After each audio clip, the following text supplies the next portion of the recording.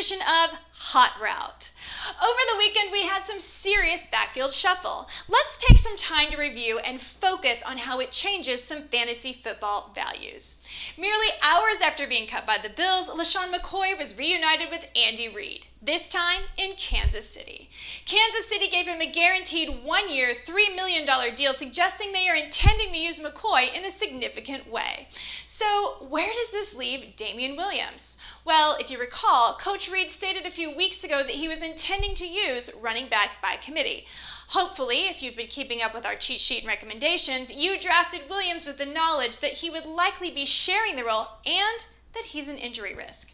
I still expect Williams to be the lead back with the most value. Meanwhile, McCoy gets a small bump.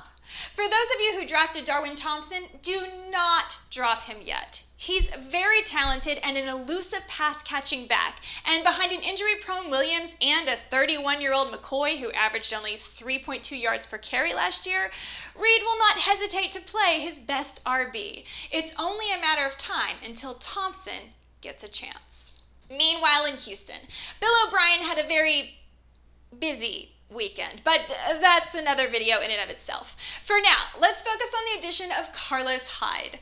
Just a year ago, Carlos Hyde and Duke Johnson were on the same team, and Hyde had the majority of the touches. However, I don't see this being a real threat to Johnson, especially in PPR. Hyde is not really a pass-catching back, hence why he didn't fit the Andy Reid scheme in KC. He's much larger than Johnson, and he will likely be used as a first and second down runner. We were expecting Houston to add to the depth of the backfield already, and the kind of touches Johnson will receive will still be more valuable. And let's face it, as of late, Carlos Hyde just simply hasn't been good. Crockett was cut and Higdon was signed to the practice squad, leaving Buddy Howell and Tywan Jones filling out the backfield. With the addition of an athletic 300-pound Laramie Tunsil at left tackle to give the backfield a boost, I still see the winner here as being Duke Johnson. In Buffalo, there's good reason for optimism for rookie Devon Singletary. With McCoy out of the way, Singletary will have a lot more opportunity. He'll be sharing touches with both Gore and Yeldon, but I expect he will be more featured as the season moves along.